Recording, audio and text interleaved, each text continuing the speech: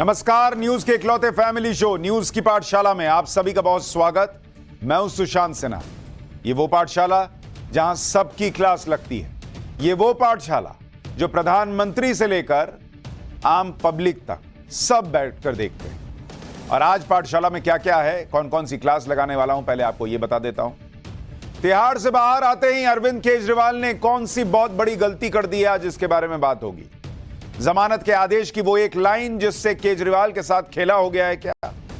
बीच चुनाव जेल से छूटे केजरीवाल क्या पूरा चुनाव पलट देंगे क्या? आज सबसे पहले इसका चैप्टर होगा। फिर मोदी से लेकर राहुल, बीच चुनाव ऐसी गर्मा गर्मी कि सब हैरान हैं। चौथे चरण के पहले पीएम मोदी का तुरुप का इक्का कैसे बाहर आ गया है? सीएम योगी ने किसकी गर्मी शांत कर देने का ऐलान कर दिया, इसका भी चैप्टर है। 15 सेकंड पर ऐसा भड़के ओवैसी कि चुनाव में सीधा तोप ले आए। ऐसा क्या हुआ कि हैदराबाद में ओवैसी को हार दिखने के सबूत आ गया? लोकसभा चुनाव की हर खबर का कंप्लीट चैप्टर भी होगा। लेकिन सबसे पहले दिन भर की बड़ी खबरों का रिवीजन, उसके बाद पहला चैप्टर।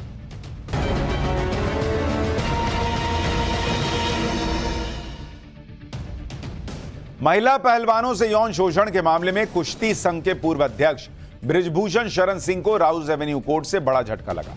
कोर्ट ने आज बृजभूषण सिंह और उनके सेक्रेटरी विनोद तोमर के खिलाफ आरोप तय करने का आदेश दिया। कोर्ट ने कहा कि बृजभूषण के खिलाफ पर्याप्त सबूत हैं। बीजेपी सांसद बृजभूषण शरण सिंह पर 5 महिला पहलवानों के यौन उत्पीड़न, पीछा करने, महिलाओं की गरिमा को ठेस पहुंचाने और आपराधिक धमकी देने के आरोप। कांग्रेस के 6 पूर्व विधायकों ने हिमाचल प्रदेश विधानसभा से अयोग्य ठहराए जाने के खिलाफ सुप्रीम कोर्ट में दायर अपनी याचिका वापस ली। इन विधायकों ने हिमाचल प्रदेश में हुए राज्यसभा चुनाव के दौरान पार्टी के खिलाफ जाकर क्रॉस वोटिंग की थी, जिसके बाद पार्टी व्हिप न मानने पर 29 जनवरी को विधानसभा अध्यक्ष ने सभी को अयोग्य करार दे दिया था। अयोग्य ठहराए जाने के बाद सभी विधायक बीजेपी में शामिल हो गए थे और उपचुनाव में बीजेपी उम्मीदवार के रूप में चुनाव लड़ रहे हैं। कतर से इंडियन नेवी के 8 पूर्व जवानों की स्वदेश वापसी के बाद भारत को एक और बड़ी कूटनीतिक सफलता मिली है। पुर्तगाल के कार्गो शिप पर सवार 5 भारतीयों को ईरान ने छोड़ दिया है। 13 अप्रैल को ईरान ने पुर्तगाल के झंडे वाले शिप एमएसजी एरीज को जब्त कर लिया था, जिसमें 5 भारतीयों समेत 7 क्रू मेंबर सवार थे। इस कार्गो जहाज का इजरायल के साथ संबंध होने के कारण ईरान ने इसे जब्त किया था। छत्तीसगढ़ में नई सरकार बनते ही नक्सलियों के खिलाफ ताबड़तोड़ एक्शन जारी है। बीजापुर में आज सुबह 6 बजे से सुरक्षा बलों ने नक्सलियों के खिलाफ बड़ा ऑपरेशन चलाया और यह अभी भी चल रहा है। इस ऑपरेशन में डीआरजी, एसटीएफ, कोबरा और सीआरपीएफ के करीब 1200 जवान शामिल हैं। सूत्रों के मुताबिक मुठभेड़ में 8 से ज्यादा नक्सलियों के मारे जाने की खबर है, जबकि भारी संख्या में हथियार बरामद हुआ है। अक्षय तृतीया के मौके पर आज से 4 धाम यात्रा का शुभारंभ हो गया। आज ही केदारनाथ, गंगोत्री और यमुनोत्री धाम के कपाट भी खोले गए। केदारनाथ मंदिर को 20 क्विंटल फूलों से सजाया गया और धाम के कपाट खुलते ही हेलीकॉप्टर से फूलों की बारिश भी की गई। महादेव के दर्शन करने के लिए केदारनाथ में श्रद्धालुओं की भीड़ उमड़ पड़ी। पीओके के दादियाल में पाकिस्तानी आर्मी की शेलिंग में कॉलेज के एक छात्र की मौत के बाद जबरदस्त हिंसक विरोध प्रदर्शन हो रहा है। लोगों ने पाकिस्तान के खिलाफ नारेबाजी करते हुए सड़कों पर आगजनी की, गाड़ियों में जमकर तोड़फोड़ की और सड़कों पर उतरकर मुजफ्फराबाद चलो के नारे लगाए। इलाके में प्रशासन ने धारा 144 लागू कर दी है और मौके से प्रशासन और पुलिस के जवान गायब हैं। तो यह हो गया दिन भर का रिवीजन। अब पाठशाला की पहली क्लास। तिहाड़ से बाहर आते ही केजरीवाल ने कौन सी बहुत बड़ी गलती की है? जमानत के आदेश की वो एक लाइन जिससे केजरीवाल के साथ खेला हो गया। बीच चुनाव जेल से छूटे केजरीवाल क्या पूरा चुनाव पलट देंगे? अब जरा पहले इसका चैप्टर।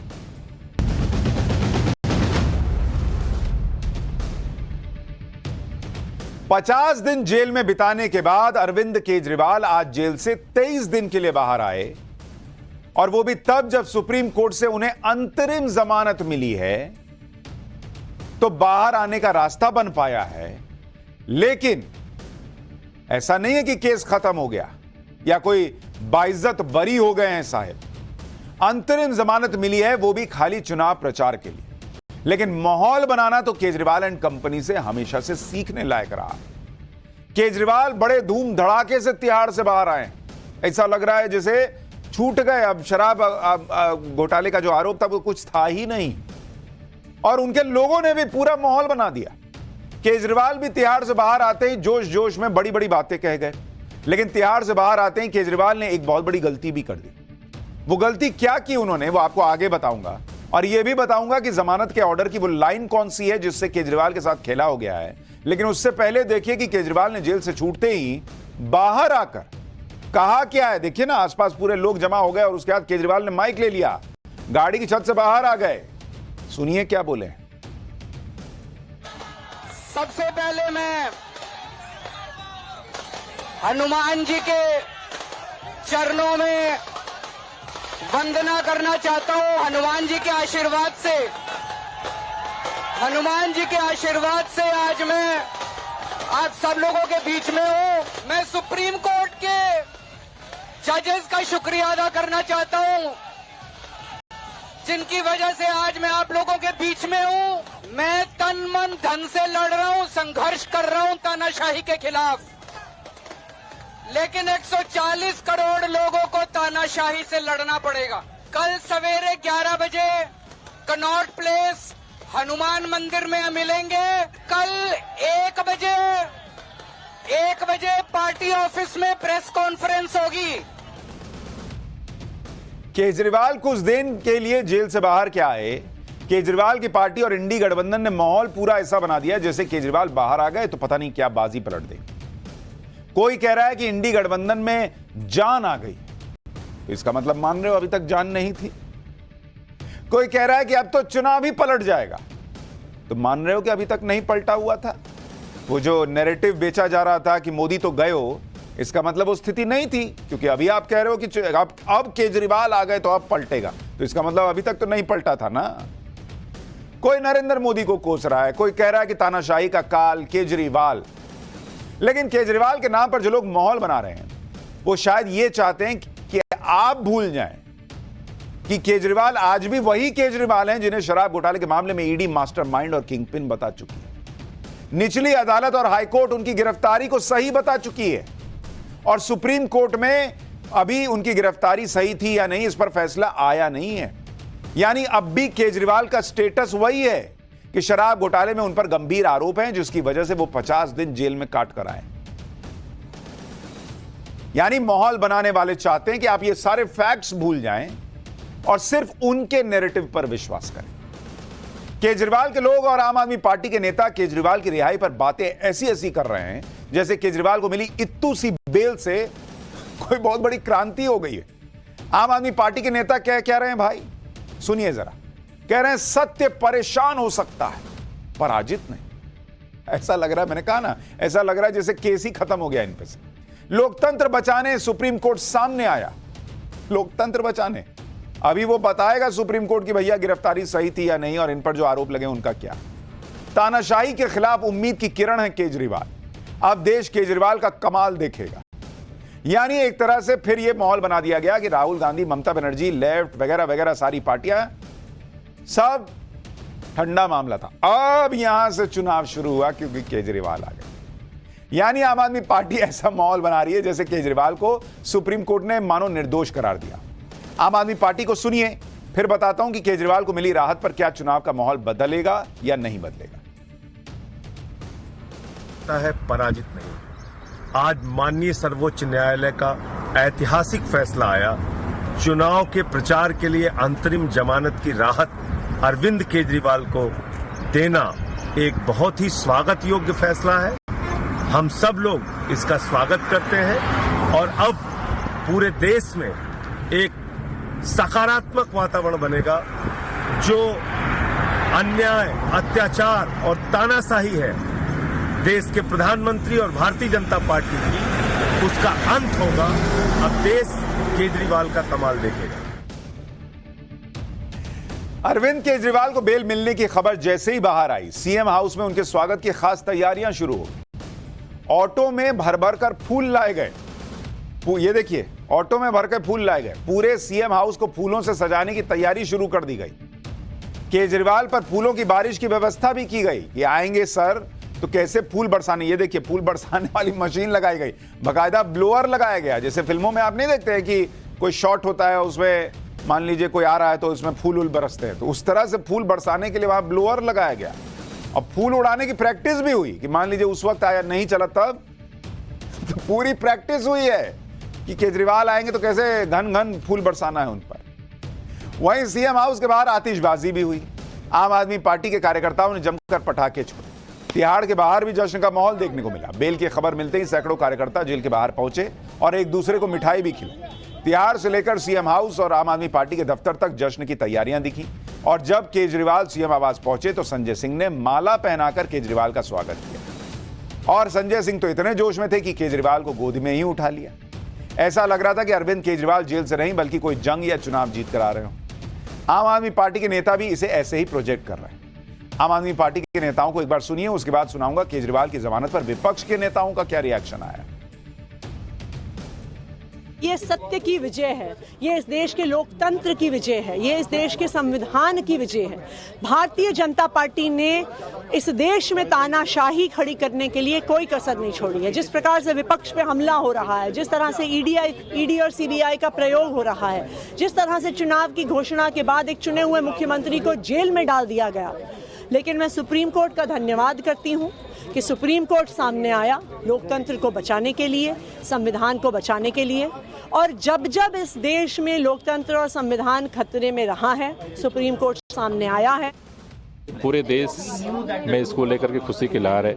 दिल्ली के लोगों के दिल में खुशी है क्योंकि जिस तरह से भारतीय जनता पार्टी की सरकार ने इस देश में तानाशाही का अंधकार युग कायम किया था, लोगों को कोई रोशनी नहीं दिख रही थी। सुप्रीम कोर्ट के इस फैसले ने एक रोशनी की किरण दिखाई है, इसलिए पूरी दिल्ली, पूरा देश उनका शुक्रगुजार है। हम उनका धन्यवाद करते हैं और हमें इस बात का भरोसा है कि देश में जो इस तानाशाही के खिलाफ लड़ाई चल रही है, संविधान और लोकतंत्र को बचाने की लड़ाई चल रही है, अरविंद केजरीवाल जी के बाहर आने से ये लड़ाई और मजबूत होगी।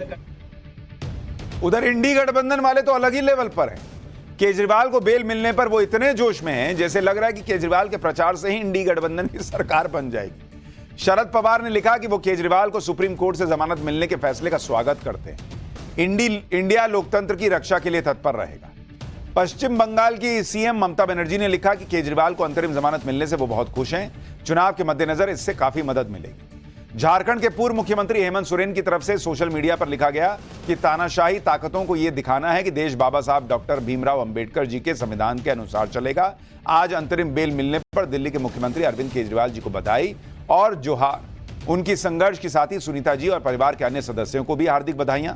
मैंने पहले ही कहा था कि तानाशाही ताकतों का किला ध्वस्त होना शुरू हो गया है। समाजवादी पार्टी के अध्यक्ष अखिलेश यादव ने लिखा कि दिल्ली के लोकप्रिय मुख्यमंत्री अरविंद केजरीवाल जी की जमानत सत्य की एक और जीत है।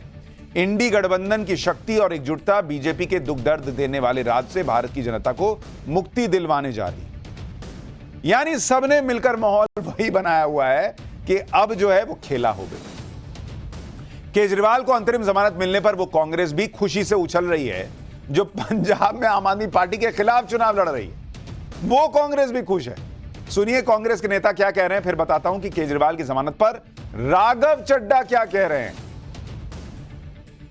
माननीय सर्वोच्च न्यायालय द्वारा जो राहत आज श्री अरविंद केजरीवाल को मिली, हम उसका स्वागत करते हैं और उम्मीद करते हैं कि 4 जून के पश्चात प्रधानमंत्री मोदी, जो कि तब तक भूतपूर्व प्रधानमंत्री हो जाएंगे, उन्हें समय मिलेगा कि वो साबरमती आश्रम में बैठकर और थोड़ी आत्मचिंतन करें किस तरह की राजनीति वो करते हैं। हम साथ में यह भी उम्मीद करते हैं कि झारखंड के पूर्व मुख्यमंत्री श्री हेमंत सोरेन को भी शीघ्र अतिशीघ्र न्याय मिले। ये सारे लोग बयान तो ऐसे दे रहे हैं जैसे कोर्ट ने अपने ऑर्डर में लिख दिया हो कि अरविंद केजरीवाल को चुनाव को देखते हुए ही अरेस्ट किया गया। ऐसा कुछ नहीं लिखा है और जो ऑर्डर में लिखा है अभी सुनाऊंगा, तब आपको पता चलेगा कि क्या क्या खेला हुआ है इनके साथ। केजरीवाल की गिरफ्तारी के बाद से ही राघव चड्ढा की गैर मौजूदगी को लेकर लगातार सवाल उठ रहा है। राघव चड्ढा आम आदमी पार्टी के सांसद हैं और केजरीवाल के भरोसेमंद भी माने जाते हैं, लेकिन केजरीवाल की गिरफ्तारी के बाद से आम आदमी पार्टी के विरोध प्रदर्शन से राघव चड्ढा गायब थे। बताया गया कि राघव चड्ढा अपनी आंखों के इलाज के लिए लंदन गए हैं। अब केजरीवाल को जमानत मिली तो राघव चड्ढा ने सोशल मीडिया पर लिखा कि हर देशवासी की आंखें खुशी से नम हैं। उनके भाई, उनके बेटे अरविंद केजरीवाल जेल से बाहर आने वाले हैं। लोकतंत्र की रक्षा करने के लिए माननीय सुप्रीम कोर्ट का दिल की गहराइयों से आभार। यानी एक और ट्वीट राघव चड्ढा का आया, भले वो आए हों या ना आए हों। इसके अलावा उद्धव ठाकरे के बेटे आदित्य ठाकरे ने लिखा कि तानाशाही सरकार के खिलाफ केजरीवाल को इंसाफ मिलना बड़ी राहत की बात है हवा बदल रही है, केजरीवाल सच बोलते हैं और यही बीजेपी को पसंद नहीं है। हम मिलकर भारत के संविधान और लोकतंत्र को बचाएं। यानी केजरीवाल के नाम पर पूरा इंडी गठबंधन झूम रहा है। लेकिन इस खुशी में कोई यह ना भूले कि केजरीवाल को सुप्रीम कोर्ट ने मात्र 23 दिन के लिए छोड़ा है और इन 23 दिनों में टर्म एंड कंडीशंस भी लगाई गई हैं। अब जरा सुनिए कि क्या टर्म्स एंड कंडीशंस जो हैं, जैसे नहीं होता है वो आप देखते हैं कि टर्म्स एंड कंडीशंस अप्लाई, तो ये टर्म्स एंड कंडीशन इनके बेल पर भी है। सुनिए कोर्ट ने क्या बोलकर जमानत दी, अंतरिम जमानत। कोर्ट ने कहा है कि उनके सीएम दफ्तर जाने पर रोक रहेगी, यानी अरविंद केजरीवाल जो है वो मुख्यमंत्री के दफ्तर नहीं जा सकते। दिल्ली सचिवालय जाने पर रोक रहेगी, यानी वो सचिवालय जाकर काम भी नहीं कर सकते। कोर्ट ने यह भी कहा कि वो किसी फाइल पर साइन नहीं करेंगे, लेकिन अगर उनके साइन किए बिना किसी फाइल के एलजी के पास जाने में रुकावट आएगी तब वो साइन कर सकते हैं उन कुछ चुनिंदा फाइल्स पर। कोर्ट ने यह भी शर्त रखी है कि वो केस में अपने रोल पर कोई बात नहीं करेंगे और अरविंद केजरीवाल केस के किसी गवाह से भी बात नहीं करेंगे। साथ ही कोर्ट ने यह भी कहा कि वो केस से जुड़ी हुई कोई फाइल भी नहीं देखेंगे। यानी इतनी शर्तें रखी गई हैं कोर्ट की तरफ से। 23 दिनों के बाद यानी 2 जून को अरविंद केजरीवाल को सरेंडर करना होगा और वो फिर से तिहाड़ पहुंच जाएंगे। यानी ऐसा नहीं है कि वो छूट गए हैं, उनको वापस उसी तिहाड़ जेल में रिपोर्ट करना है। कोर्ट ने अपने फैसले में जो सबसे अहम बात लिखी है, अब जरा उसको सुनिए। इस कोर्ट ने लिखा है कि इस अंतरिम जमानत को, बहुत ध्यान से सुनिए, इस अंतरिम जमानत को केस के मेरिट और क्रिमिनल अपील से जोड़कर नहीं देखा जाएगा। यानी जो लोग ये माहौल बना रहे हैं कि सुप्रीम कोर्ट से न्याय मिल गया, भैया ये अंतरिम जमानत चुनाव प्रचार के लिए मिली है। इसका मतलब नहीं कि कोर्ट ने कह दिया केजरीवाल जो है वो पाक साफ हैं। कोर्ट ने कहा कि इसको केस के मेरिट से जोड़कर नहीं देखा जाएगा। यानी अंतरिम जमानत मिलने से यह नहीं कहा जा सकता कि मामले में दम है या नहीं, केजरीवाल को गलत फंसाया गया या उनकी गिरफ्तारी गलत। कोर्ट ने साफ साफ लिख दिया, क्योंकि शायद उनको भी पता होगा बाहर यही सब होगा कि भैया हो गया, अब तो केजरीवाल आ गए, तो कोर्ट ने लिख दिया कि भैया इसका केस के मेरिट से कोई लेना देना नहीं। इसके अलावा केजरीवाल को अंतरिम जमानत देते हुए सुप्रीम कोर्ट ने और क्या कहा है वो भी आपको बताता हूं। सुप्रीम कोर्ट ने कहा कि ईडी ने सही कहा कि 9 समन भेजे जाने के बाद भी केजरीवाल ईडी के सामने पेश नहीं हुए, जिसमें से पहला समन अक्टूबर 2023 में जारी हुआ था। समन पर पेश ना होना एक नेगेटिव फैक्टर है, इसमें कोई शक नहीं कि केजरीवाल पर गंभीर आरोप लगे हुए हैं, यह सुप्रीम कोर्ट कह रहा है। लेकिन आ गया मैं सब लपेट दिया, अब ये सब कोई बताएगा ही नहीं। कोर्ट ने कहा कि इस समय बहस पूरी करना और फैसला सुनाना संभव नहीं है। देश में इस समय लोकसभा चुनाव चल रहा है और याचिकाकर्ता को निचली अदालत से जमानत लेने के लिए कहना सही नहीं होगा। केजरीवाल जेल से बाहर आकर प्रचार करेंगे तो इंडी गठबंधन की 2 खाली कुर्सियों में 1 कुर्सी भर भी जाएगी। अब तक इंडी गठबंधन जहां जहां ज्वाइंट रैली करता था वहां 2 खाली कुर्सी रख देता था, अरविंद केजरीवाल और हेमंत सोरेन की। अब इस पर केजरीवाल बैठ जाएंगे, हेमंत सोरेन भी लगता है जल्दी बैठ जाएंगे। क्यों कह रहा हूं आगे बताऊंगा। इन खाली कुर्सियों को दिखाकर केजरीवाल की पत्नी और हेमंत सोरेन की पत्नी दोनों रैलियों में जाती थी।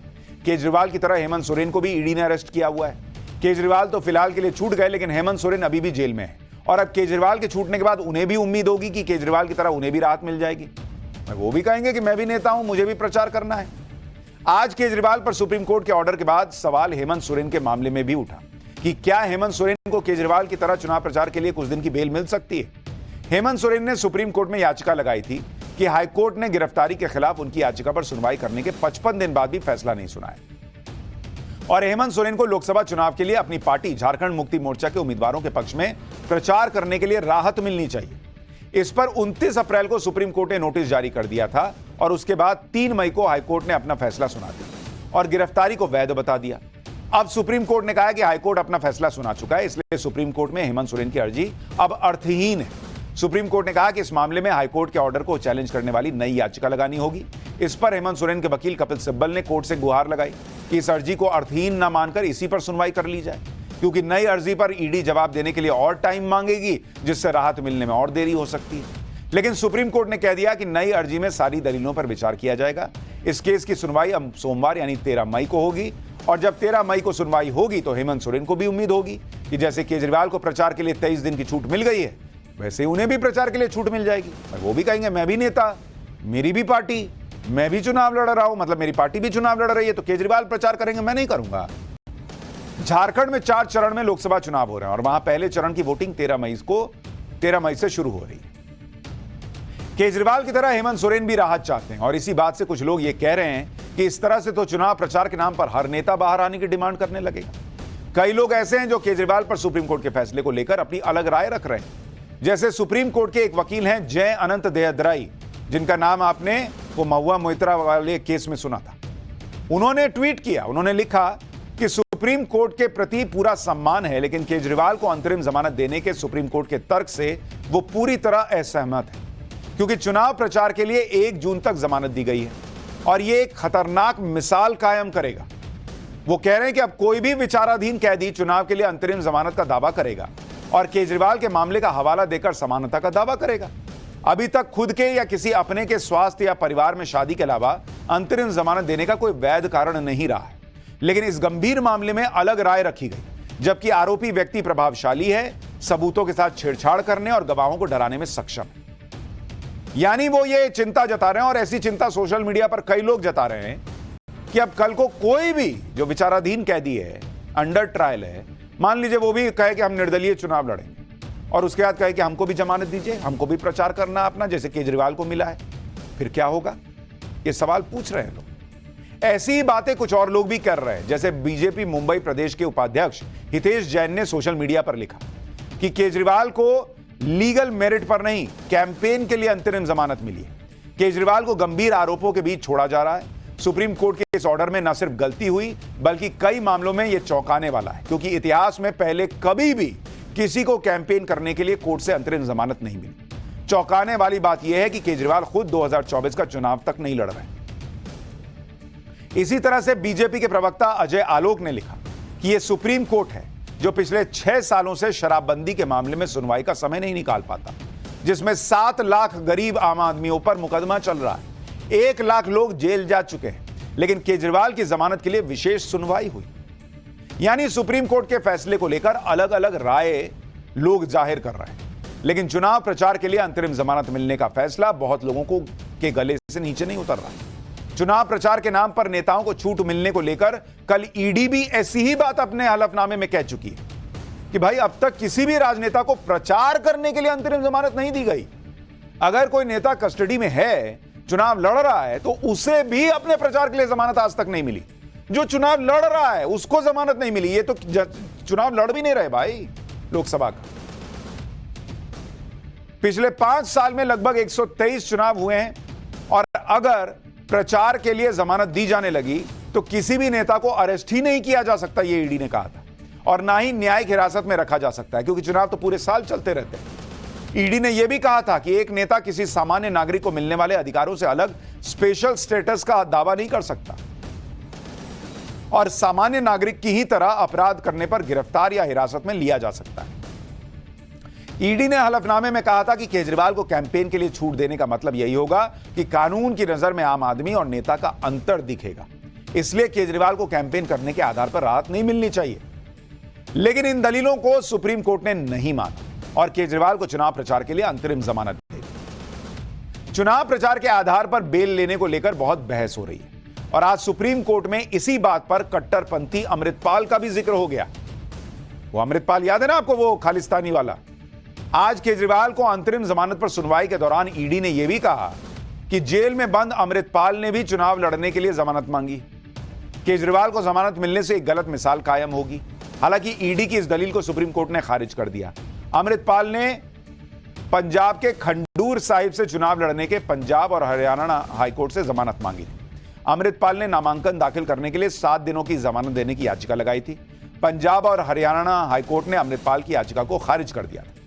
अब वो भी सुप्रीम कोर्ट जाएगा कि मुझे चुनाव लड़ना है, मेरा भी ये अधिकार है, मुझे भी प्रचार करने, चुनाव लड़ने के लिए इजाजत दीजिए। लोग पूछ रहे अब क्या होगा भाई, अमृतपाल भी बाहर आएगा।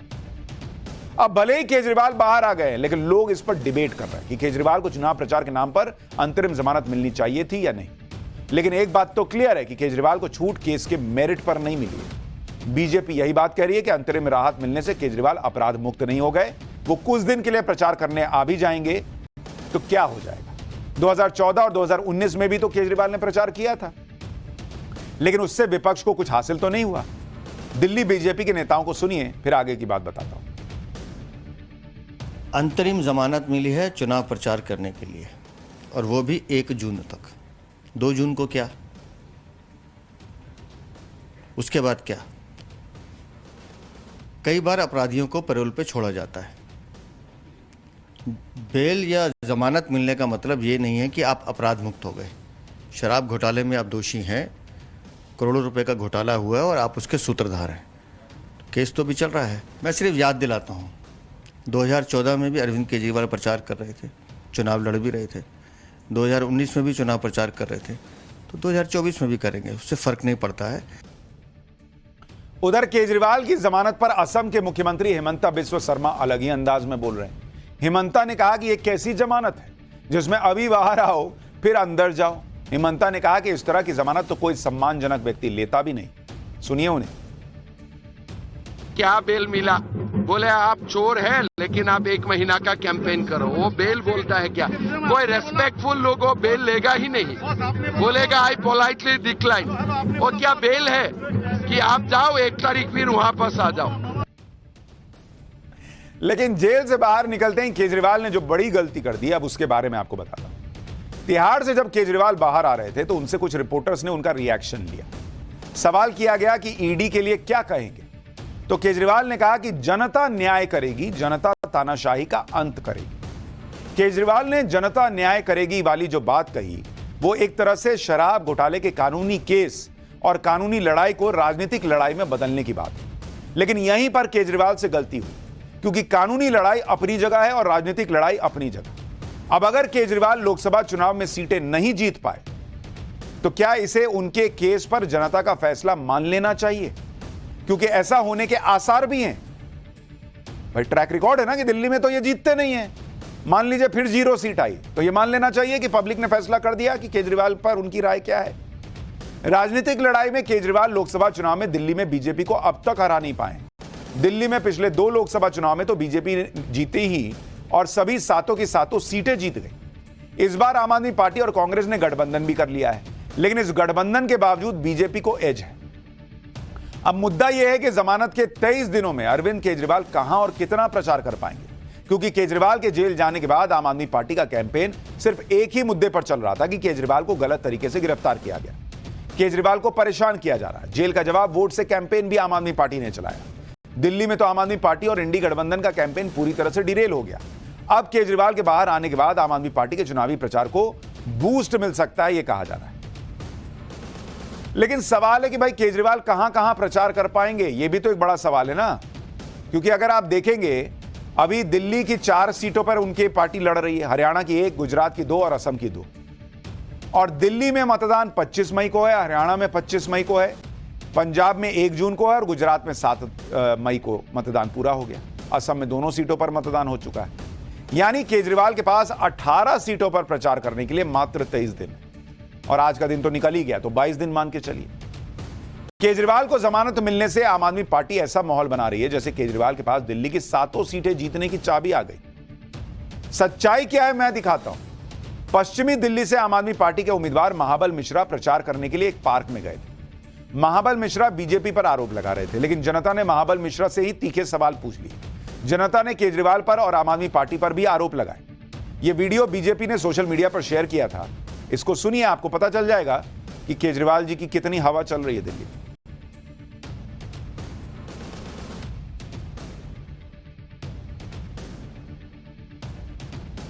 चलिए आगे दिखाएंगे। इसमें पब्लिक जो है वो महाबल मिश्रा से ही सवाल पूछ रही है। खैर, लेकिन केजरीवाल के बाहर आने के बाद पंजाब में कांग्रेस की टेंशन बढ़ना तय है। पंजाब में आम आदमी पार्टी सभी 13 सीटों पर लड़ रही है। कांग्रेस भी पंजाब की सभी सीटों पर चुनाव लड़ रही है। यानी दिल्ली की दोस्ती पंजाब आते आते राजनीतिक दुश्मनी में बदल गई। कांग्रेस के कई नेताओं में इस बात को लेकर नाराजगी भी है कि दिल्ली में क्यों आम आदमी पार्टी के साथ गठबंधन। 2019 में कांग्रेस ने पंजाब की 13 में से 8 सीटें जीती थी, जबकि आम आदमी पार्टी को सिर्फ 1 सीट मिली थी। पंजाब में फिलहाल आम आदमी पार्टी की सरकार है और केजरीवाल के प्रचार करने से आम आदमी पार्टी के चांसेस बढ़ सकते हैं। ऐसा होने पर कांग्रेस के लिए पंजाब में बहुत अच्छे प्रदर्शन की उम्मीद कम हो जाएगी। यानी पंजाब में केजरीवाल का प्रचार करना कांग्रेस को भारी पड़ सकता है। पंजाब में बीजेपी वैसे भी बहुत मजबूत स्थिति में नहीं है, तो केजरीवाल अगर नुकसान करेंगे तो कांग्रेस का करेंगे, बीजेपी का नहीं करेंगे। तो जो लोग कह रहे हैं कि केजरीवाल आ गए माहौल बदल देंगे, दिल्ली में माहौल बदलता दिखता नहीं, ट्रैक रिकॉर्ड नहीं है, और पंजाब में बदलेंगे तो उसी कांग्रेस पार्टी का माहौल खराब करेंगे जो उनके साथ गठबंधन में और जो उनके लिए बाइट दे रही है। अब बताइए। लेकिन केजरीवाल जो करेंगे सो करेंगे। पाठशाला में अब अगली क्लास, मोदी से लेकर राहुल बीच चुनाव ऐसी गर्मा गर्मी कि सब हैरान है। चौथे चरण के पहले पीएम मोदी का तुरुप का इक्का कैसे बाहर आया, सीएम योगी ने किसकी गर्मी शांत कर देने का ऐलान कर दिया मंच से, अब इसका चैप्टर।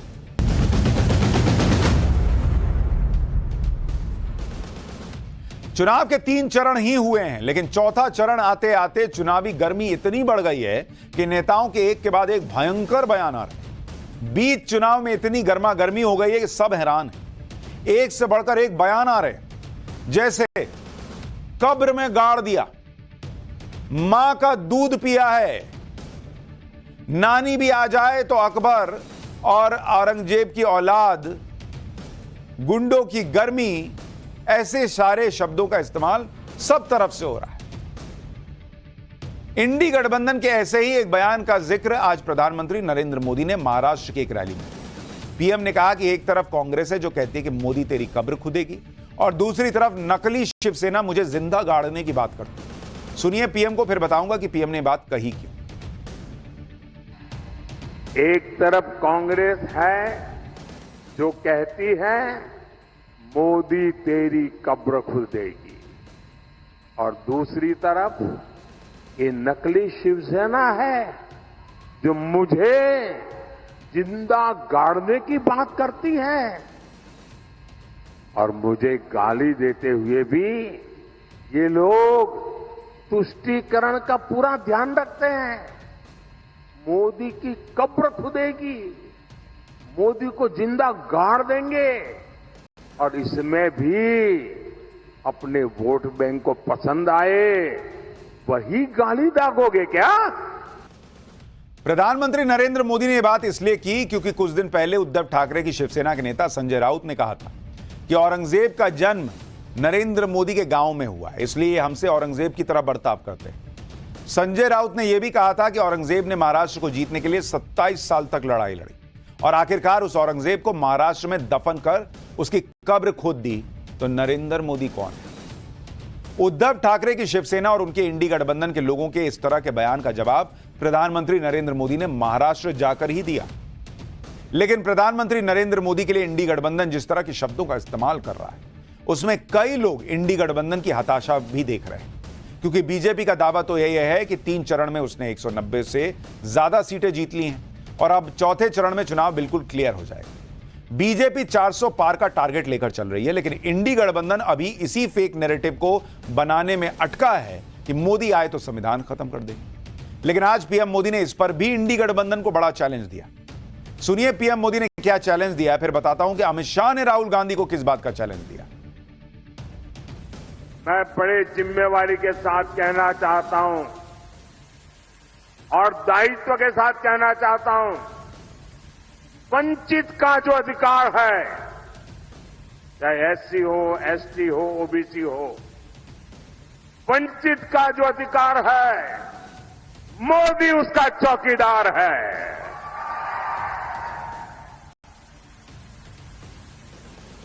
मोदी की चौकीदार में जब मोदी जैसा चौकीदार हो, इसने अपनी मां का दूध पिया है जो आपका हक छीन सकता है। इंडी गठबंधन सिर्फ आरक्षण खत्म करने को लेकर ही फेक नैरेटिव नहीं फैला रहा, सीएए यानी नागरिकता संशोधन कानून को लेकर भी मुसलमानों को डराया भड़काया जा रहा है। इंडी गठबंधन के नेता कहते फिर रहे हैं कि सत्ता में आए तो सीएए को खत्म कर देंगे। ऐसे नेताओं पर गृह मंत्री अमित शाह ने बड़ा हमला बोला। अमित शाह ने राहुल गांधी को चुनौती देते हुए कहा कि सीएए को वो तो क्या, उनकी नानी भी आ जाए तो नहीं हटा सकते। सुनिए एक बार। भाइयों बहनों, मुझे जोर से बताओ, ये हमारे हिंदू, सिख, बौद्ध भाई आए हैं, इनको नागरिकता मिलनी चाहिए या नहीं मिलनी चाहिए? अरे जोर से बोलो, मिलनी चाहिए या नहीं मिलनी चाहिए?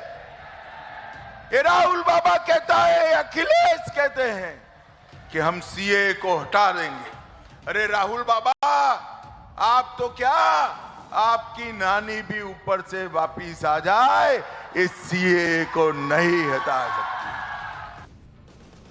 उधर यूपी में सीएम योगी आदित्यनाथ के बयानों से भयंकर चुनावी गर्मागर्मी हो गई। सीएम योगी ने उन गुंडों को वार्निंग दे दी जिन गुंडों की गर्मी चुनाव के टाइम चढ़ने लगती है। सीएम योगी को सुनिए उन्होंने क्या कहा है उन गुंडों को लेकर। फिर आपको सीएम योगी का वो बयान भी दिखाऊंगा जिसे देखने के बाद देश के नायकों का अपमान करने वालों की सारी गर्मी निकल जाएगी। कभी कभी मुझे लगता है कि कानून का राज स्थापित करने के बाद भी जब चुनाव आते हैं तो इन गुंडों की गर्मी चढ़ने लगती है। ऐसे लगता है जैसे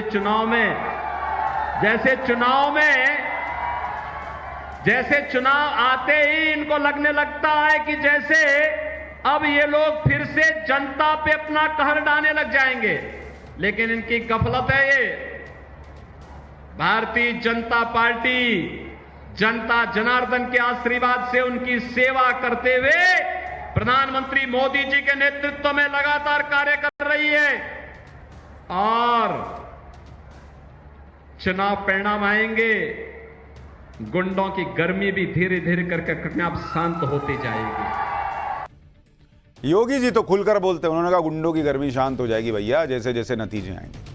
योगी आदित्यनाथ इस बात पर भी बहुत गुस्से में हैं कि कुछ लोग देश के नायकों का अपमान करने में जुटे हैं। कुछ दिन पहले मैनपुरी में बड़ा बवाल हुआ। क्या हुआ कि वहां पर समाजवादी पार्टी के समर्थकों पर आरोप लगा कि वो महाराणा प्रताप के स्टैचू पर चढ़कर पार्टी का झंडा लगा रहे थे। इसी पर योगी ने कह दिया कि भैया इस तरह की हरकत बर्दाश्त नहीं होगी। सुनिए सीएम योगी को, फिर बताता हूं कि आज अखिलेश के लिए वोट मांगने पहुंचे राहुल गांधी ने क्या बड़ा दावा किया। समाजवादी पार्टी ने मैनपुरी में राष्ट्र नायक महाराणा प्रताप की प्रतिमा को पवित्र करने का प्रयास किया।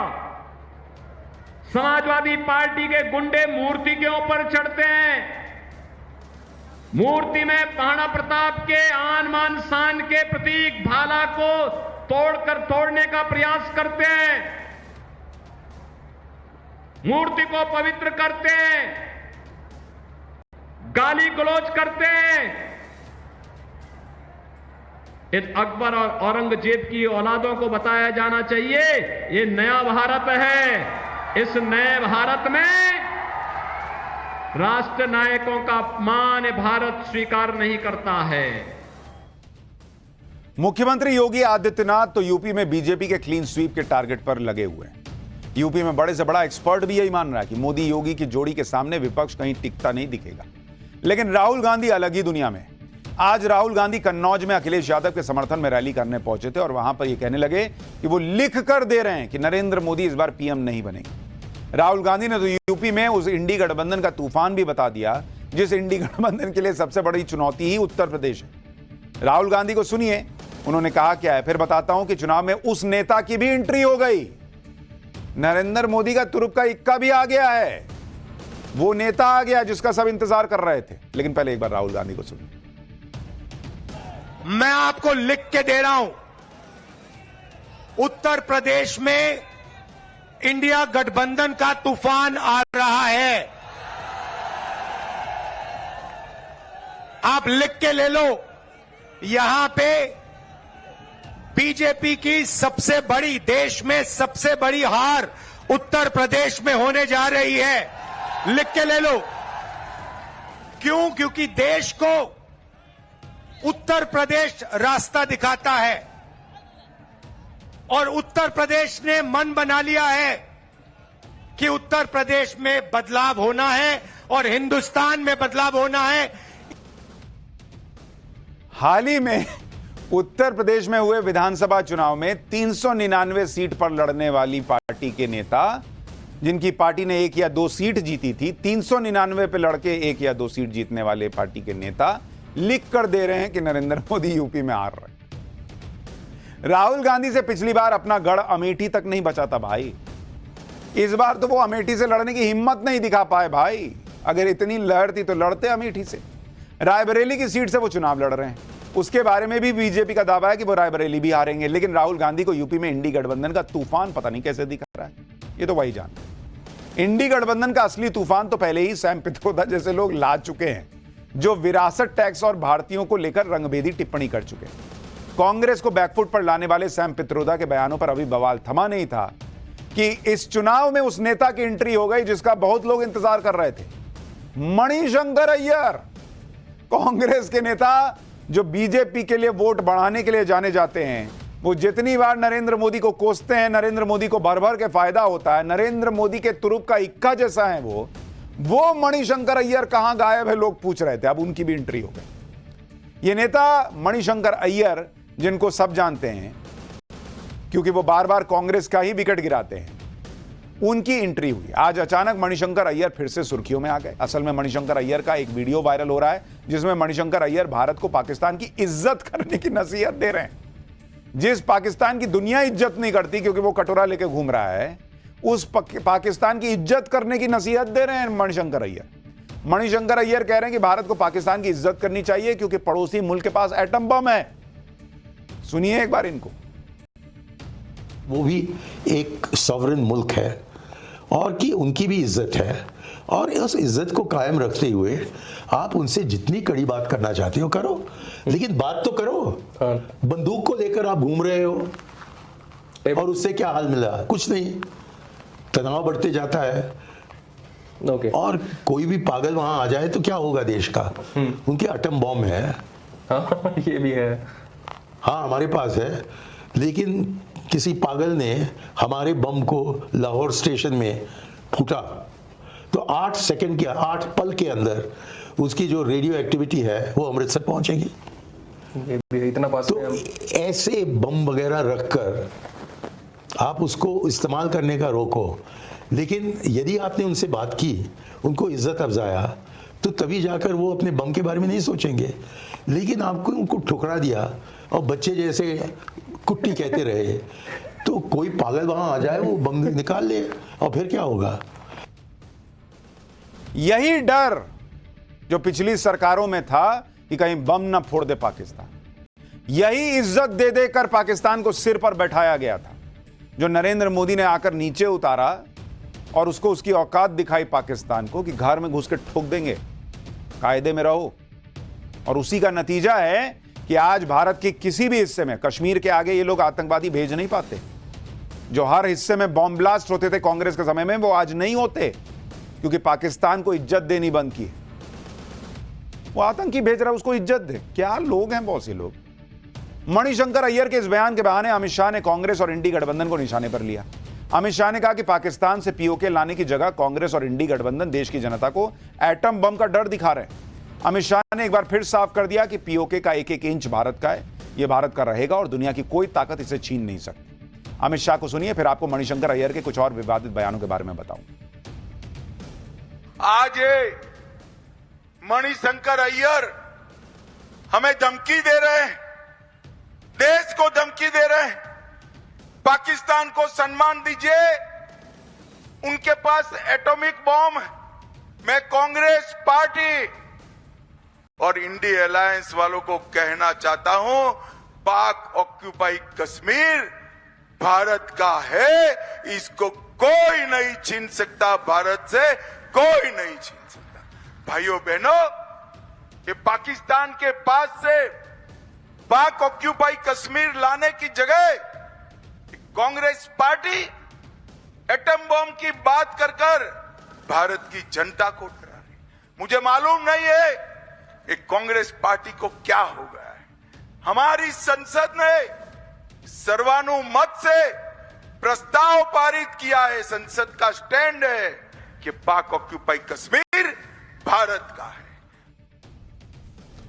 खैर, मणिशंकर अय्यर के पुराने बयान सुन के क्या कीजिए, सबको पता है क्या बोलते हैं। ओवैसी साहब का नया बयान आया भाई, वो भी कम विवादित नहीं है, जरा उसको सुनिए। पाठशाला में अब अगली क्लास 15 सेकंड पर ऐसा भड़के हैं असदुद्दीन ओवैसी कि चुनाव में सीधा तोप ले आए। ऐसा क्या हुआ कि हैदराबाद में ओवैसी को हार दिखने के सबूत आ गए? अब जरा इसका चैप्टर।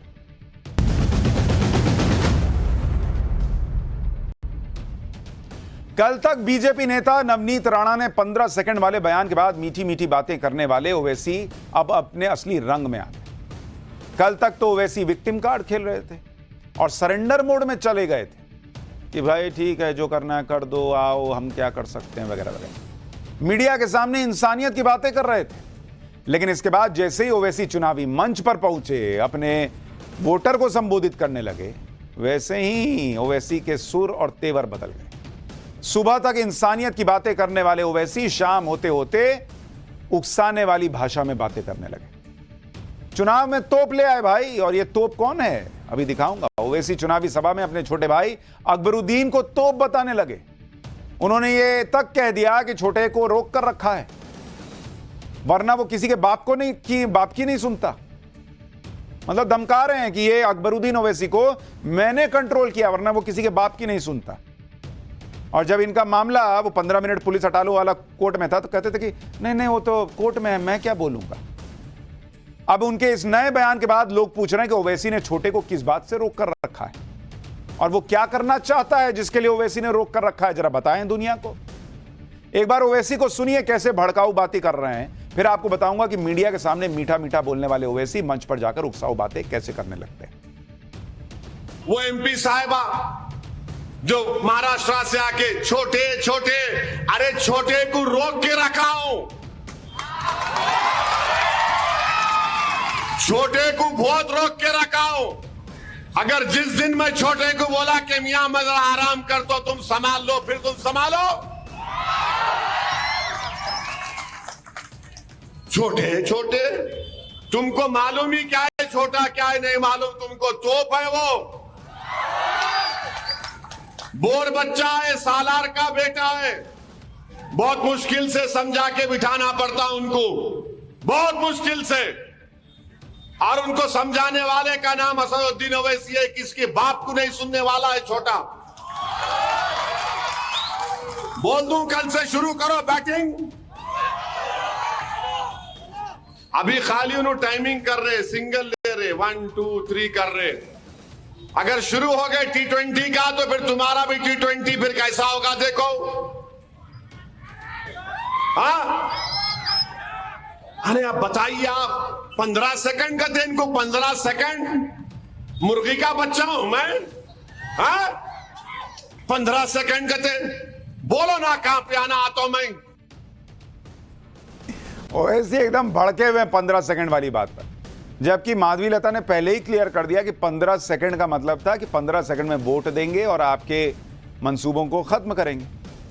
लेकिन ओवैसी साहब को बताना चाहिए भाई कि छोटे को रोक कर रखा है, अभी तो वो सिंगल डबल खेल रहा है, तो मतलब 15 मिनट पुलिस हटा लो तो बता देंगे 100 करोड़ हिंदू 25 करोड़ मुसलमान वाली बातें करने वाले, ये सिंगल डबल है, रोक के रखने पर ऐसी भाषा है, तो छोड़ेंगे तो क्या करेंगे जरा खुद ही बता दें। ओवैसी के भाषण को सुनकर उनके समर्थक भी खूब ताली बजा रहे थे। जाहिर सी बात है लोगों को उनकी बातें बहुत अच्छी लग रही होंगी, लेकिन इस उकसाने वाले भाषण में ओवैसी ने ऐसी ऐसी बातों की तरफ इशारा कर दिया जो बड़ी गंभीर है।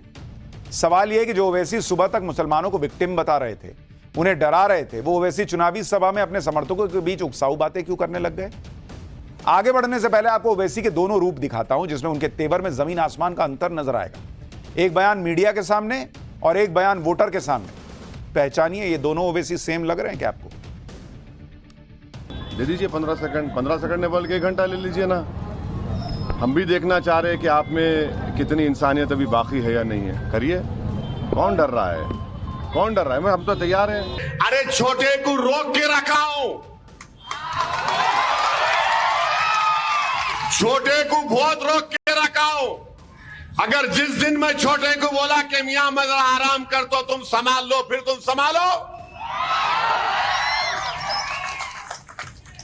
छोटे तुमको मालूम ही क्या है छोटा क्या है नहीं मालूम तुमको, तोप है वो।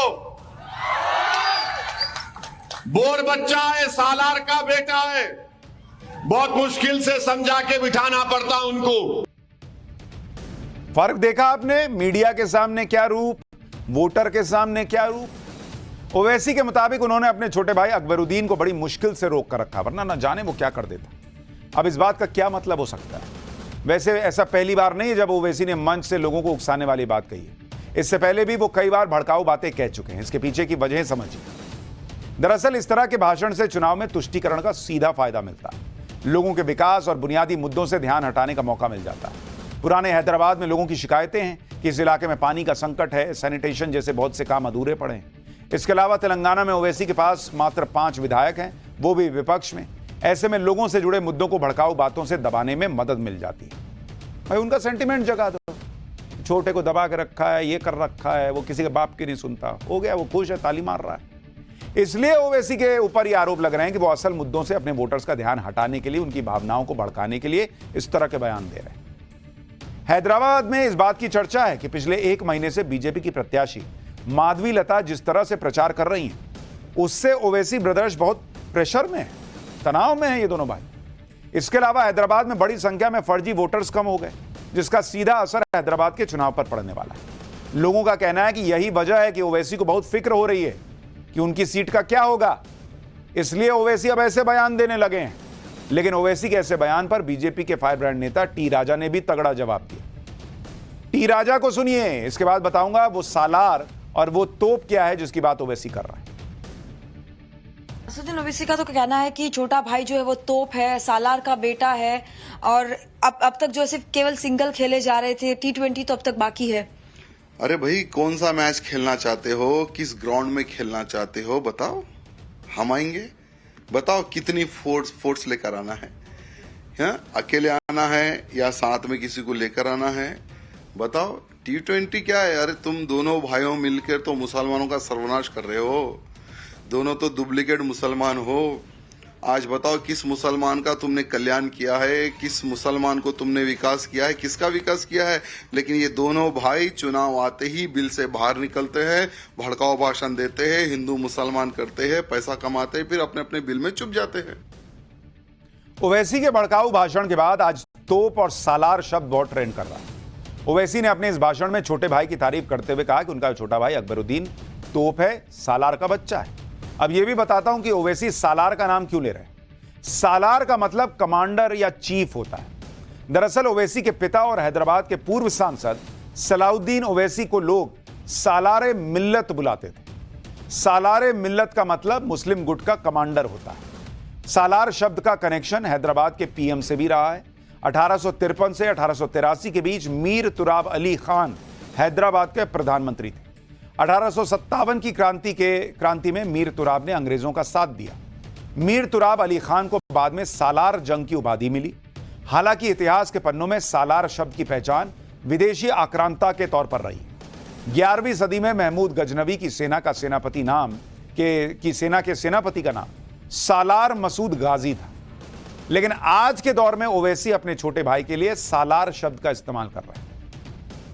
तीखे भाषणों से लोगों की ताली बटोरना और असल मुद्दों से ध्यान हटाना ओवैसी ब्रदर्स का पुराना अंदाज है।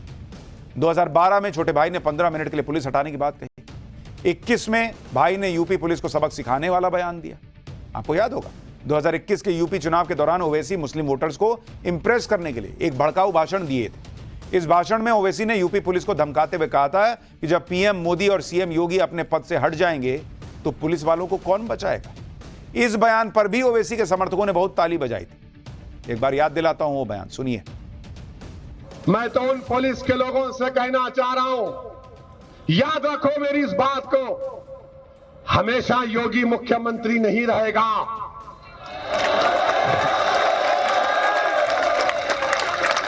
हमेशा मोदी प्रधानमंत्री नहीं रहेगा। और हम मुसलमान वक्त के एतबार से खामोश जरूर हैं, मगर याद रखो हम तुम्हारे जुल्म को भूलने वाले नहीं हैं।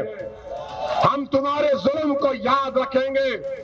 अल्लाह अपनी ताकत के जरिए तुमको निस्तो नाबूद करेगा इंशाअल्लाह ताला। और हम याद रखेंगे, हालात बदलेंगे, जब कौन बचाने आएगा तुमको।